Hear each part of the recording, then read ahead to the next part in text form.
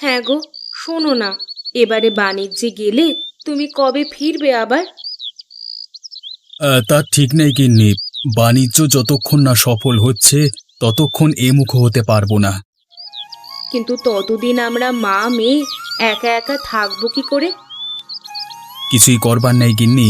এবার আমাকে নিজেকে প্রমাণ করতেই হবে। আগেরবার বাণিজ্যে গিয়ে সেইভাবে মুনাফা করে নিতে পারিনি বলে মোড়ল মশাই আমার ভাগের সমস্ত টাকাটাই বাজেয়াপ্ত করে নিয়েছিলেন। ওই মোড়লের জন্য যতই করো, ওর পেট কোনোদিন ভরবে না। তার থেকে তুমি নিজের একটা ব্যবসা খুলে বসো, দেখবে ধীরে ধীরে লাভের মুখ দেখবে। না গিন্নি, সেটা হয় না। এটা আমার মান ইজ্জতের বিষয়। আগেরবার বাণিজ্যে যে ক্ষতি হয়েছিল তাতে আমার কোনো দোষ ছিল না, কিন্তু তাতেও আমাকে সকলে দোষারোপ করেছিল। এবারের বাণিজ্যে গিয়ে আমি এত মুনাফা করে আনবো যে মোড়ল মশাই একেবারে চমকে উঠবেন।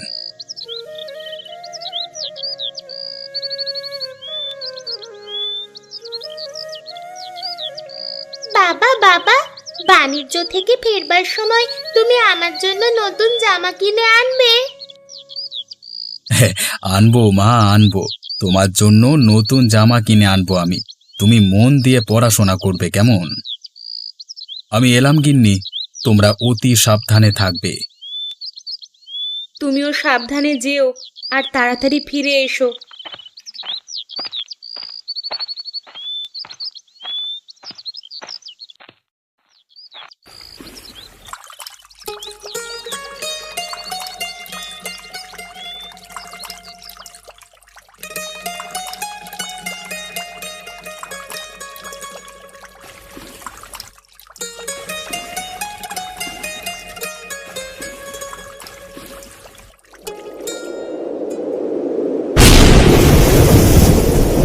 বাঁচাও, বাঁচাও, আমাদের রক্ষা করো ভগবান, বাঁচাও, বাঁচাও।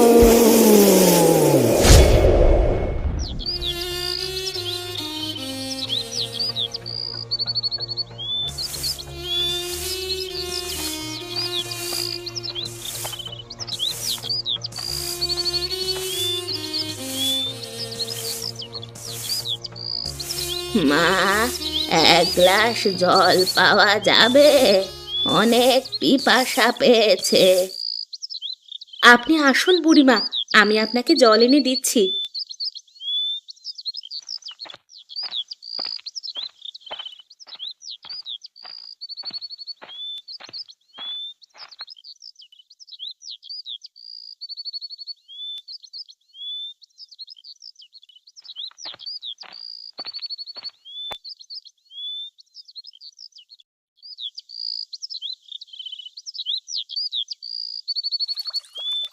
আহ, বাঁচলাম রে মা।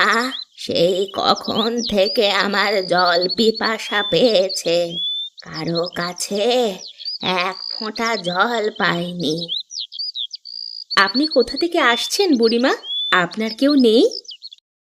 না রে বাছা, আমার আপনজন বলতে কেউ নেই। আমার যাওয়ারও কোনো জায়গা নেই। এক দুর্ঘটনায় আমি আমার আপনজনকে হারিয়েছি। আমিও এক দুর্ঘটনায় আমার স্বামীকে হারাই, তারপরে এই ছোট্ট মেয়েটাকে নিয়ে একাই সংসার করছি। আপনি আমাদের কাছে থেকে যান বুড়িমা। না রে বাছা, একেই তোদের অভাবের সংসার, তার ওপর আমি আর বোঝা হতে চাই না। আমি বরং মাঝে মাঝে এসে তোদের খবর নিয়ে যাব, কেমন? তুই আমাকে জল পান করালি, তার জন্য এই নে, এই উপহারটা রাখ।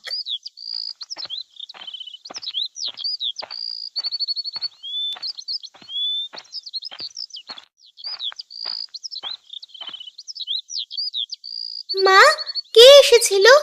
ওরা বাবার খবর দিয়ে গেল? না রে মা, একজন বুড়ি ঠাকুমা এসেছিল, এই পুঁটুলিটা আমাদেরকে দিয়ে গেল। ওতে কি আছে মা? আমি জানি না রে, পরে দেখবক্ষণ। তুই পুঁটুলিটা নিয়ে ঘরে গিয়ে রেখে দে, আমি আমার হাতের কাজগুলো শেষ করি।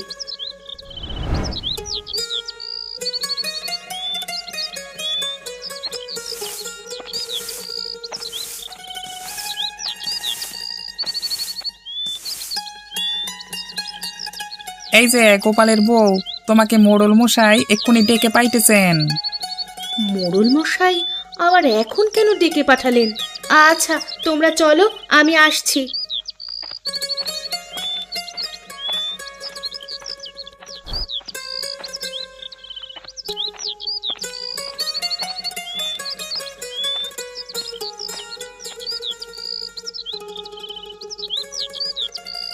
প্রীতিমা, আমাকে মোড়ল মশাই একবার ডেকেছেন, আমি ওনার সঙ্গে একবার দেখা করতে যাচ্ছি। তুই ঘরেই থাকিস মা, বাইরে মোটেই বেরোবি না। ঠিক আছে মা, তাড়াতাড়ি চলে আসবে কিন্তু।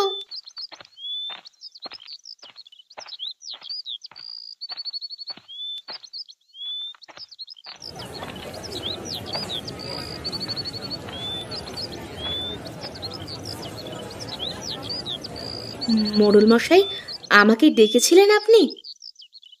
হ্যাঁ লতা, তোমার সঙ্গে বিশেষ বিশেষ দরকার ছিল। হ্যাঁ বলুন মোড়ল মশাই, কি দরকার?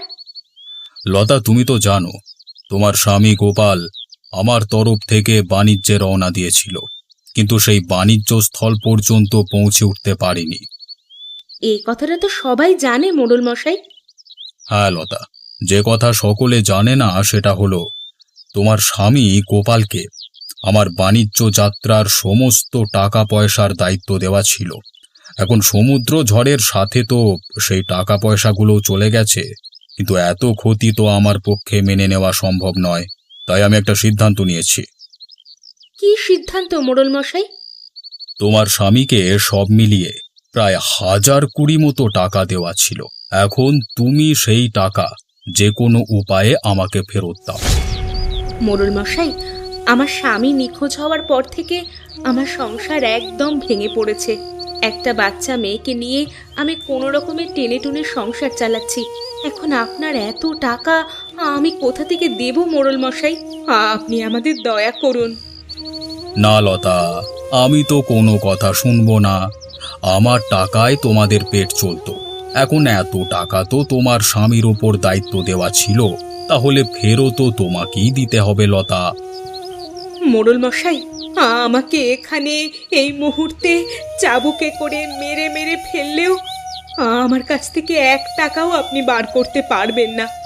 আমি একদমই নিঃস্ব মোড়ল মশাই, একদমই নিঃস্ব। আমাকে দয়া করুন মোড়ল মশাই। দয়া করতে পারি তোমাকে, টাকা তোমাকে দিতে হবে না, কিন্তু আমার একটা শর্ত আছে। সেটা যদি মেনে নিতে পারো তাহলেই কিছু একটা ব্যবস্থা করতে পারি। কি শর্ত মোড়ল মশাই? আপনার সমস্ত শর্তে আমি রাজি আছি। দেখো, ভেবেচিন্তে কথা বলছো তো? হ্যাঁ মোড়ল মশাই, আপনি বলুন কি শর্ত? আমাকে তোমার ওই বাড়িখানা দিয়ে দিতে হবে। এ কেমন শর্ত মোড়ল মশাই? আপনাকে যদি আমি বাড়িটা দিয়ে দিই তাহলে তাহলে আমরা থাকবো কোথায়? সেটা তো আমি বলতে পারবো না, তুমি আমাকে কথা দিয়েছিলে। এখন কথা মতো তুমি আজই যত তাড়াতাড়ি সম্ভব তোমার বাড়ি ছেড়ে চলে যাও। কিন্তু ভাঙা বাড়িটা থেকে আপনি কি পাবেন? আমি যাই পাই না সেটা তোমার দেখবার দরকার নেই। তোমাকে চলে যেতে বলেছি, তুমি এখান থেকে চলে যাও, না হলে পাইক পেয়াদা দিয়ে জোর জবস্তি করে তোমাকে এখান থেকে হটাতে হবে, বুঝলে? তার কোনো দরকার নেই মোড়ল মশাই, আমরা আজই এই বাড়ি ছেড়ে চলে যাব অনেক দূরে। প্রণাম নেবেন।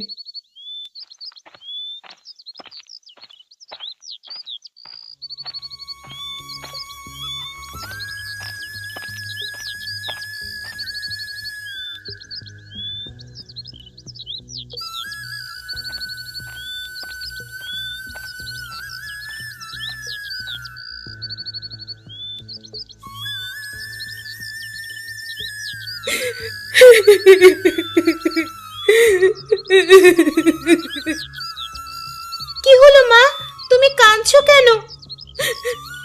প্রীতিমা, আমাদের এই মুহূর্তে এই বাড়িটা ছেড়ে চলে যেতে হবে মা। কেন মা, আমরা আবার কি করলাম? জানি না রে মা, আমাদের কি দোষ। চল, আর এখানে থেকে লাভ নেই, সমস্ত কিছু ছেড়ে দিয়ে এখান থেকে চলে যাই।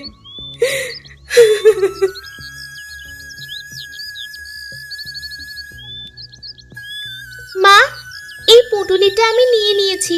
চলো এবার আমরা এখান থেকে চলে যাই।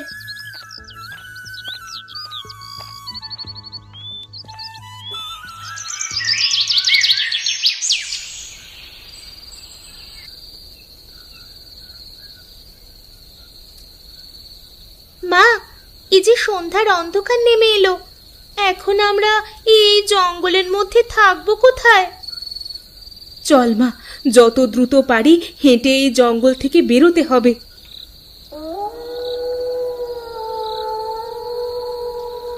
মা দেখো, ওইখানে একটা ছোট্ট ঘর দেখা যাচ্ছে। ওই ঘরটা কার হতে পারে বলো তো? জানি না রে মা, হয়তো কোনো সাধু সন্ন্যাসী এসে থাকেন। মা, অনেকটা হেঁটে আমার যে খুব খিদে আর পিপাসা পেয়ে গেছে। চলো না মা, আমরা ওই সাধু বাবার কাছ থেকে কিছু খাবার আর জল নিয়ে আসি।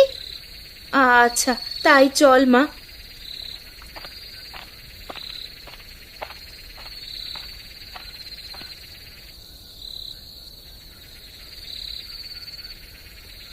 ভেতরে কেউ আছেন? দয়া করে একটু বেরিয়ে আসুন না।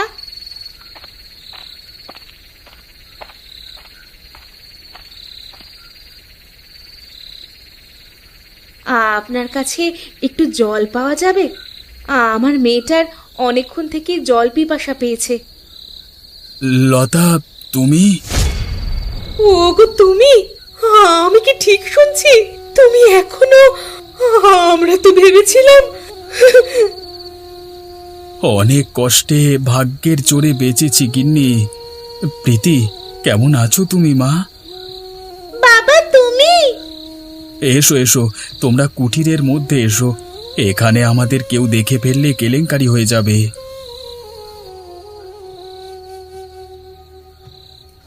তারপর তারপর কি হলো বাবা? তারপর আমার আর কিছুই মনে নেই। যখন নৌবহর ডুবলো, চোখের সামনে শুধু জল আর জল। যখন চোখ খুললাম তখন একজন বুড়িমার মুখ আমার সামনে ভেসে উঠল।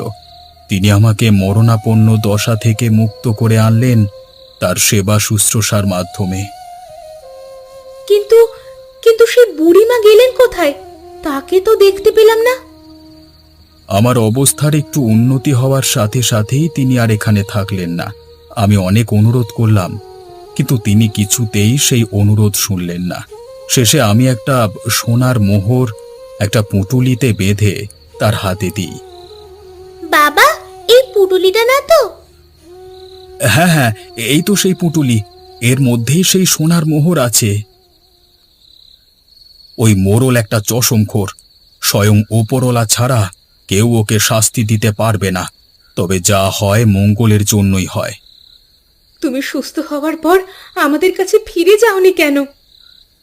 আমি ভেবেছিলাম হয়তো আমার মৃত্যুর সংবাদ শুনে মোড়ল তোমাদের অর্থ দিয়ে কিছু সাহায্য করবে, তাই জন্যই আমি ফিরে যাইনি আর। কিন্তু এখন দেখছি সম্পূর্ণ তার বিপরীত। কিন্তু দেখো, ওপরওয়ালা ঠিক আমাদের আবার একসঙ্গে করে দিলেন। তুমি ঠিকই বলেছ গিন্নি। ওই ভাঙা বাড়িতে তোমাদের থাকতে এমনিতেই খুব কষ্ট হতো। এখন আমার কাছে যে পরিমাণ টাকা পয়সা অর্থ সম্পত্তি আছে, তা দিয়ে আমরা বহু দূরের গ্রামে একটা খুব সুন্দর নতুন বাড়ি তৈরি করে থাকব। কিন্তু এত অর্থ সম্পত্তি তুমি পেলে কোথায় বাবা? কেন? নৌবহর ডুবে যাওয়ার আগে আমি যে বুদ্ধি করে সমস্ত অর্থ এবং টাকা পয়সা একটা কাঠের সিন্দুকে বন্দি করে আমার কোমরের সাথে বেঁধে নিয়েছিলাম, সেই সিন্দুকের ভেতর প্রচুর অর্থ সম্পত্তি আছে।